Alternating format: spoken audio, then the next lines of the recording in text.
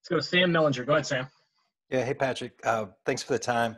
Can you name names on that? I'm just following up on your answer there to BJ. Can you, like, who specifically did you talk to that you respect? And is this something you plan on doing more of going forward? Yeah, I mean, I'll name a couple. I don't want to name everybody. There's a lot of them. Sure. I mean, obviously I talked to those guys in the video, like Michael Thomas. I've talked to my godfather, LaTroy Hawkins. I've talked to my father, and then I've talked to coaches and people that I respect, like Coach Reed, and really just got as much information as I possibly can. And there's several others of people I talk to that I get advice from every single day, and I try to do that as I make any decision and do whatever it is that I end up doing. Let's go to Adam Teicher. Go ahead, Adam. Hey, Patrick. Hope you're doing well today. Understanding that there's a lot of voices and a lot of players involved in this player movement right now, but none of them are you, and none of us quite accomplished at your age what you've accomplished in your career. Are you aware of what kind of weight your presence lends to the cause here? Yeah, I'm definitely aware. I'm aware of everything. I'm aware of my surroundings. I'm aware of coming off a Super Bowl championship and being the quarterback of a Super Bowl winning team. But I've always believed in people, and I've always believed in when people do things together and do things for the right reasons and have a good heart when they do it, that things get done and change happens. And so that's how I've grown up. Like I kind of said in my statement, I've grown up in a locker room, so I've seen how people have come together and strive for a certain goal and to go do things. And I believe that if people have the right intentions and have the right heart and come together, that they can really affect the world and make it a better place. Let's go to Harold Kuntz. Go ahead, Harold. Oh, Harold, you got us? We got it now, Brett? Yep, we got you, Harold. Go ahead. Patrick, you hear me good? Yep. All right, man. Well, hey, I just wanted to ask you, going further with this message that you sent, what would kind of be your message to some of the young people that look up to you now that you're in a position where you're looked at as an MVP and a champion? What's your message to the young people that have to deal with some of these things with racial inequality and maybe their dealings with the police, something through your past that you may have gone through that was dealt with in a racially motivated way? What's your message to them that look up to you to say, hey, I'm going to get through this and I'm going to try to make myself better, and see how you're bringing people together to come back and make a better place?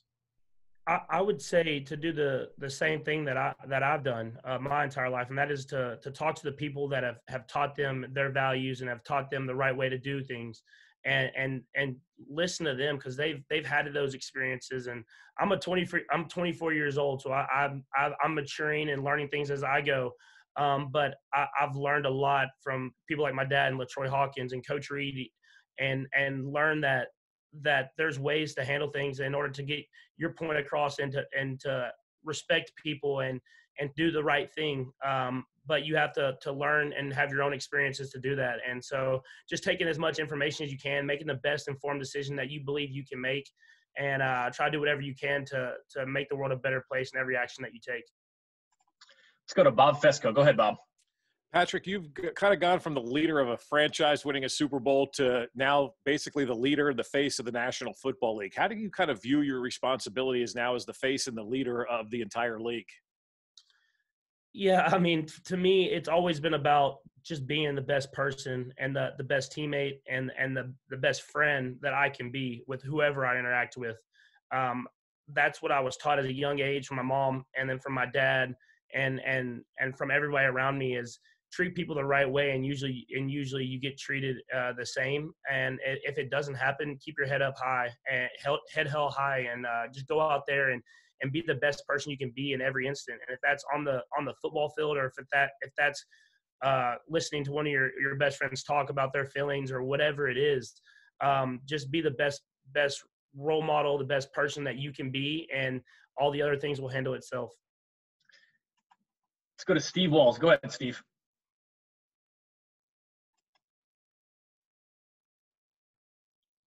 Steve, you got us? Can you hear me? There you go. Yep, we got you. All right, cool. Hey, Patrick. Hey, a lot of guys in the league have said that they wish they would have done things differently in support of Colin Kaepernick, but they were scared to do so at the time just because of, how they would be viewed by fans, ownership, potential sponsors, and so forth. I lost you there for a second. Can you hear me? Yeah, I can hear you again. Say again.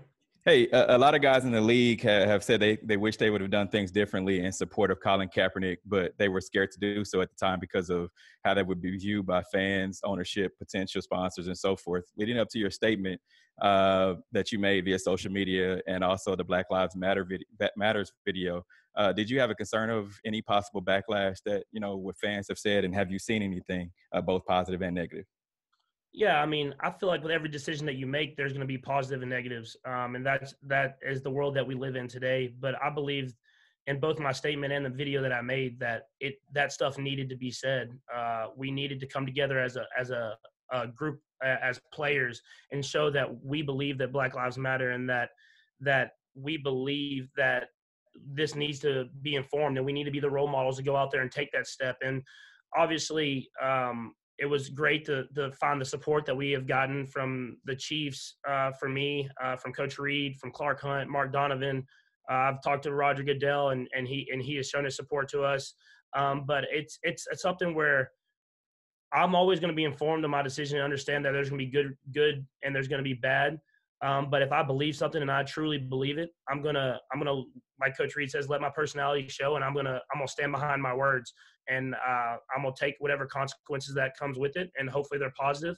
But I'm gonna be the best person that I can be first, whatever that is. Let's go to Blair Kirchhoff. Go ahead, Blair. Hey, Patrick, I just wanted to know what you made of the Drew Brees, 48-hour period, the change of heart, and what that says about him. Yeah, I mean, I know Drew. I've known Drew for a pretty long time, just being from Texas, and I know that he is a good person and he has a good heart. And obviously, his statement missed the point and missed what was going on in the world today, and took away attention from the movement that was going on and the peaceful protesting that was going on. But I think you see with his actions afterwards, and I believe with his actions moving forward, you will see the true person that he is, and how much he cares about his community and how much he cares about the people that he's around. And I mean, time will tell, but I've known from every interaction that I've had with him that he's always shown me the utmost respect, and I believe that his actions will show that as we continue to move forward. Let's go to Herbie. Go ahead, Herbie. Hey, Patrick, I appreciate you taking the time with us to discuss all these matters here. You mentioned a lot of the support that you had, and unfortunately in today's society, you're also going to have your share of detractors. What would you say to the stick to sports crowd to make them open their ears and hear their message? Yeah, I would just say that you have to believe that we are people too. And I feel like those people have kids, and they understand that their kids can play sports, and their kids could possibly be in the same position that we're in, and they would want their kids to show their heart and show who they truly are, and try to affect the world in the most positive way possible. And that's what we believe that we're doing. And so obviously we know that not everyone agrees with everything that you're going to say, but just know that when we say stuff, we mean it and we care, and we want to make the world the best place for our future kids and for generations to come behind us. Let's go to Nate Taylor. Go ahead, Nate. Hey, Patrick. Hope you're doing well. I have two questions for you. The first being that Andy Reid a little bit ago said that you and Tyrann are trying to work together on creating a voter registration program. Can you just share as many details as you have as of now? And then why was that the first step that you guys wanted to make as part of this movement? Yeah, and I think it came from talking and listening to teammates and people just throughout our organization, and obviously with the voting coming up as far as local offices and everything like that, we wanted to make sure that was on the front of our mind. We've talked about several things, nothing that is completely informed in stone, but voter registration was one big one that we really want to move forward with. And so we've had initial talks with Clark, and we've talked with Mark Donovan, and we've set up a meeting for next week with our committee and with a lot of the players that are kind of the leaders on our team. And we're going to try to find the best way to give money or support or whatever it is to get as many people registered to vote, and so they can go in and try to affect change in every way that they feel possible. All right, guys, we've got 4 hands up. We'll try to buzz through these real quick. So Len Jennings, let's go to Len. Go ahead, Len. Patrick, thanks for taking the time to speak with us. you mentioned recently about your social media post. You talk about the team in the locker room, and I believe it's the same post that you also mentioned your parents. Was there maybe a conversation you had when you were a kid, but maybe you realized that something wasn't quite right, where you had a conversation with your parents, and what have they done for you as you go forward with this huge endeavor? Maybe some advice that you get from them going forward. Yeah, I think I always reference back to it in a lot of different situations, and I've talked about it today. But I never had a talk or like kind of how people have had with their dads or their parents about being black and the inequalities that you could possibly have. And I was blessed to be in a smaller town, a smaller hometown where everybody kind of knew who I was, and I never was put in a situation where I felt like I was not getting the same privileges as someone else. But as I've grown older, I've learned about it, and through having a black side of my family, and I've seen how they feel about it, and I've talked to people like that are on that side of the family, and I've also talked to people that are on my mom's side of the family, and I just feel like I have a great perspective of how people feel and how the black community feels of how they don't feel like they get the same I guess rights and value in some situations. And so my job, I feel like having my platform is to do whatever I can to just bring those feelings to light and let the rest of the world understand how people feel, and so that we can be a better community and a better world together. All right, we're going to go Darren, Tyrann, and then Pete. Go ahead, Darren. Hey, Patrick. First things first, man. When you do the voter registration, I've ran political campaigns on the national side. I hope I get a chance to work with you and the players on this. But it's a two-part question. I want to know, could you take us through your thought process from when you first saw the video, murder of George Floyd taking place, to when you decided to make your initial statement on last Monday? And then what decision-making went with you being a part of the Black Lives Matter video? And then I'll follow up after you answer that question. Yeah, I mean, the first part of your question, I can't watch the entire George Floyd video through and through. I've watched it in parts, but it hurts me too much to my soul to see him and feel like I can't help. I can't do anything to help the situation that happened, the horrible situation that happened where George Floyd got murdered. But to me, it just affected me knowing that I have people in my family who have been in and out of jail, and that could have been put in that situation. And that's where it took me, is that could have been one of my family members, and that could have been someone that I cared about. And I know how much hurt that his family must be feeling, or I can't even understand it, honestly. But that was, I wanted to sit back and listen. I didn't want to act off of anger. I didn't want to act off of hurt. I wanted to listen and make the best informed decision that I think I could to help the world, help the community with my platform. So I felt like that was my first where I kind of came up with my statement of trying to unite and show love to everybody. And then when I got the video, Michael Thomas actually sent me the video and the script. And I loved the idea, and I wanted to just get every piece of information that I could on it. And I called everybody that I really trust and talked to them about it, and decided that I really felt like I needed to be in this video, and I needed to show my support to unite with the players and show that we care. And that's kind of how we came to make that video. And obviously the NFL has came back and shown and made a video to kind of support what we said. And we think that's the first step, but we want to make sure that it leads to action, and it leads to different things that we can go out in the community and do to make the world a better place. Couple of things. I will say, on behalf of the Black community, we do appreciate you speaking up and speaking out. There were questions before, but your participation in that video spoke volumes to us. But going back to what about this particular murder caused you to speak up and out? Obviously, Ahmaud Arbery happened in February. The video came out in May. Breonna Taylor murder took place in March. But why this one and why now? Yeah, I think it was just kind of a culmination of just seeing all of this happen and wanting it to stop, and wanted us to find a better way of preventing these instances to happen. And it's not that one of them was more significant than the other. It was just all of it happening, and then me feeling like enough is enough. We gotta do something about this. And I'm blessed to have this platform. Why not use it?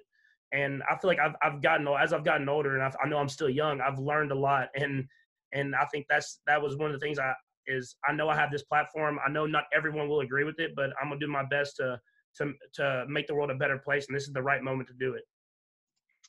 All right, Tyrann, let's go to Tyrann. Go ahead. Patrick, thank you for your time. I'm curious, very quickly Roger Goodell responded to the players' video. And that's a new approach from what happened when Colin Kaepernick led the kneeling protests, the peaceful protests that happened the last time.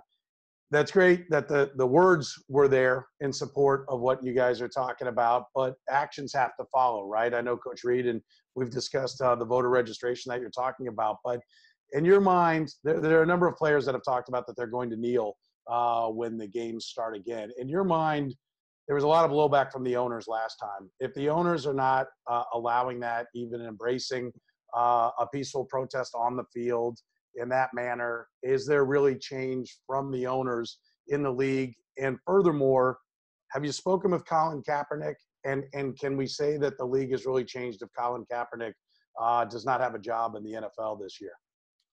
I have not had the chances to speak with Colin Kaepernick, but I think, like I said earlier, I believe in people, and from every conversation that I've had since that videos came out, everybody has shown support of us, and we talked about peacefully protesting, and we talked about finding ways to fund social injustice programs and initiatives, and from Roger Goodell to Clark Hunt to Mark Donovan to players around the league, I feel like everybody has that same passion and wants to make this thing right and to do it the right way. And so I feel like I'm gonna give everybody those chance. I'm gonna give everybody a chance. I mean, obviously, action is gonna have to happen. We're gonna have to make sure that we do go out and we make things happen within our community. If players kneel on the field, they have the support of the team behind them, and I think that's just something that we're gonna have to see. I mean, obviously, a lot of talk. We've talked and we've peacefully protested in the communities and everything like that. But until people go out there and action happens and change happens, we won't know for sure. But I'm very excited for the opportunity to go out there and be a part of it and be a part of the change that's going to happen in our community. Okay, let's go to Pete Sweeney to close us out. Go ahead, Pete. Pat, thanks for taking some time with us. I have two things. Just on the field, I was wondering just how much time do you really need in your mind to be week one ready with so many uncertainties? I'm just curious, is it 2 games? Is it 3 or 4 weeks of a Andy Reid training camp? And then again, with all these off the field matters, I was just curious if you have ever given any thought to whether or not you plan to peacefully protest during the national anthem this fall. Yeah, I mean, first off, on the field, I feel like I've been staying in pretty great shape. Obviously, we haven't been at practicing and doing those things, but I mean, as of right now, it looks like we're on the right track to get there and be in training camp and doing those things. But I've been throwing with guys, I've been working out with guys, I've been doing whatever I can to stay ready, knowing that we're missing these OTAs and we're missing these mini camps and everything like that. But I'm excited to get back with those guys and get back working and being ready as soon as possible, knowing that the season will come quick. And as far as kneeling, I've never thought that the kneeling, it's not about who kneels and who doesn't kneel. It's about having the right to peacefully protest and to recognize that social injustices are happening and that racial inequality does happen every single day. And I just want the community to be somewhere where everybody, including Black people, feel like they can go into the community and be safe. And whatever way that is, whatever actions that we can take to do that, it's all about doing that as quickly as possible.